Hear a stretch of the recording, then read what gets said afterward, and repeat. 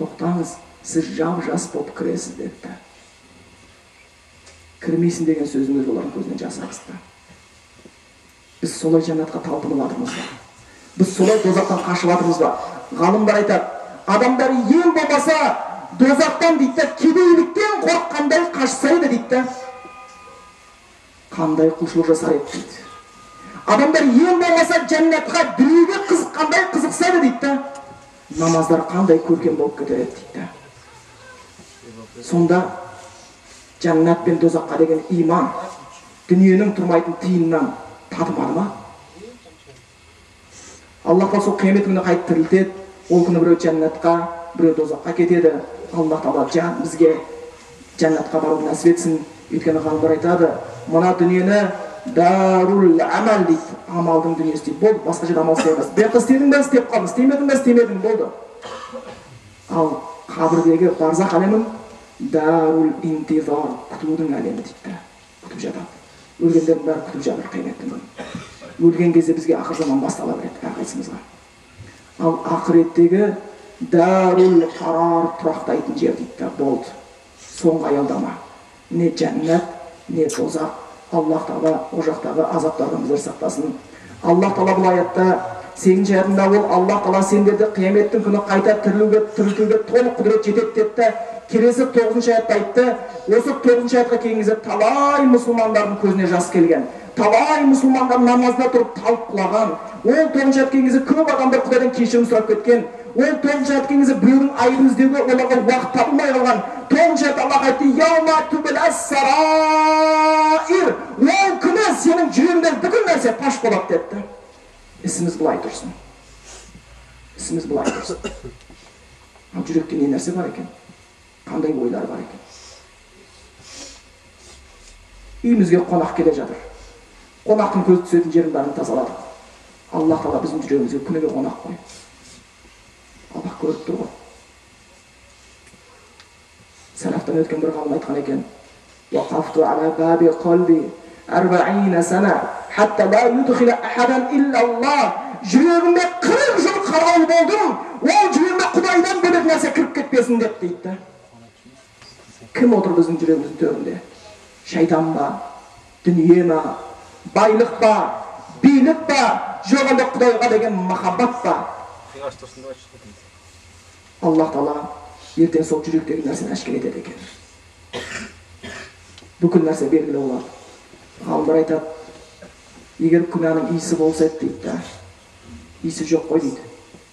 Егер күнәда иіс болғанда ешкім менімен бірге отырмай қалатын еді дейді, маңайымнан қашатын еді дейді. Аллахтың мейірімі біздің күнәмізді жасырып жүрген. Күндіз түнде жасап жатқан. Егер күнә дейді, тасқа айналса үстінен тау болып құлар еді дейді. Аллахтың кеңшілігі. Өйстіп тоғай біз кешіріп жүрген. Егер дейді ол тамшыға айналса теңіз болып түбіне тартар еді дейді. Егер Аллах Тағала біздің қасымызда жүрген кісілерге жүрегімізге үңілуді бұйырып қойған болатын болса, онда біздің әйеліміз сол күні бізден талақ сұрар еді. Мынау қандай қорқынышты жүрек, қандай лас жүрек. Жоқ деп бала шағамыз әке деп айтудан арыламатын еді. Достардан ажырап қалатын едік. Бірақ оны Алла біледі, және біз білеміз. Сол үшін ол нәрседен сақтауымыз керек. Қиямет күні сол нәрсе әшкере болады. Біздің нәрсені бірдеңе жасырып істедік. Ел көрген жоқ, бірақ Құдай көрді. Ешкім білген жоқ, бірақ Құдай білді. Аллахқа бүкіл нәрсені. Бірақ Аллахтың бізге кеңшілігі, жүрегімізде бір жаман ой туса, сол жаман ойды тыйып оған бармасақ сауап жазылады депті де. Бұхари жеткен бір хадисте келеді. Осы хадиске қатты көңіл бұрыңыздар. Шынымен де Аллахтың кеңшілігін күніге Фатиха сүресінде Ар-Рахманир-Рахим, аса қамқор ерекше мейірімділігі сөзінің мағынасын түсінеміз. Сонда Аллахтың кеңшілігін түсінеміз. Қияметтің күні болады. Аллах Тағала адам баласына істеген күнәсінің бәрі көз алдына көрсетеді дейді. Көз алдына көрсетеді. Фаалта хаза, мынаны істедің ғой. Адам ия деп мойындайды. Ва фаалта хаза, мынаны істедің ғой, ия деп мойындайды. Вала ядилу робби вала янса, Аллах еш уақытта жаңылмайды, ұмытпайды да. Адам баласы істеген күнәсінің бәрін мойындайды. Ия, мынау жалғыз қалғанда істеген күнәң осы ғой. Ия, мынау сенің жүрегіңде ойнаған ойың осы ғой. Ия, мынау сенің, ия, кешірші Аллах. Мынау шошиды өзі күнәсін өзі. Аллах бәрін көрсетті. Кейін Аллах ол пендесін айтады екен да, мойындайсың ба? Мойындаймын еткен да. Кейін Аллах айтады екен, фақат сатартуха лака фид дуния. Осы сенің ешкім білмеген күнәңді дүниеде мен сенен жасырып қойған, адамдардан жасырып қойған едім дейді. Жүрегіндегі жаңылысқан күнәларыңды. Фақат сатартуха лака фид дуния. Ол күнәларды мен саған дүниеде жасырып қойған екен. Фағфируха лака фил ахир ал-яум. Фағфир лака ал-яум. Бүгін саған сол күнәнің бәрін кешірем дейді. Субханаллах. Алла кешірсін. Сол үшін хадисте келеді. Жәннатта ертең қияметтің қиын күнінде 50 мың жыл есептің астында тұрған кезде мықты деген солдатты 2 сағаттан кейін ауыстырады. Мықтымын деген солдат 50 мың жыл түгелінің күн жақында адамдар өз теріне өздері тұншығып, мойындары үзілердей болып, қиналып, жандары қиналып, пайғамбарлар қайсы шапан еткендеп кезек-кезек адамға, Ибраһимге, Нухқа барып жатқан кездерінде Аллах Тағала бір 7 адам болады дейді. Аллахтың аршының саясында ол қиыншылықты көрмейтін. Соның біреусі дейді, «Закараллаха халиян фафадат айнаху».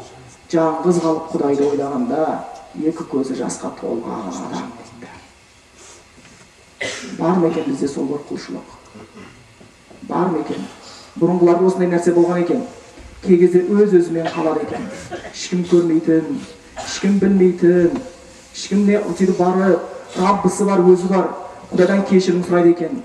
Айыптарын бәрін мойындайды екен. Алла, осылай болды жағдайым. Фаъатайтани фалам таджидни шакиран. Алла, сен маған беріп атсың, бірақ менің шүкірлігім жоқ. Аз. Фабталайтани фалам таджидни сабир. Алла, сен сынап атсың мені, бірақ мен сабырлық таппадым ғой, шүкірлік таппадым ғой. Алла, кешірші мені, сенен басқа ешкім кешіре алмайды. Білемін, қияметтің күні әкем де, шешем де, әйелім де, бала шағам, туған туысқан бәрі қашады. Сенен басқа менде ешкім жоқ. Алла, сен күнәң таудай болса да кешірем дедің. Судай болса кешірем деп жанға салып Құдайдың алдына көзіне жас келеді адам дейді. Сол 7 адамның біреусі болады. Ілгерілер осылар қалушы еді. Бір адам солай жеңгіз жалғыз қалып Құдайды ойлайтын еді. Досы келіп айтты, сен неге жиі үйде жалғыз қалып кетесің, ешкім жоқ, құлшылықпен, мен деді. Енді сол маған ұнайды деді. Уәлә тастауахиш, жалғыз сұрамайсың ба деді. Соны айтып, субханаллах, о субханаллах. Хәл ястауахишу мааллахи ахад. Құдаймен қалған адам жалғыз сұраушы ме деді. Біз сезінеміз бе Құдаймен қалып жатқанымызды?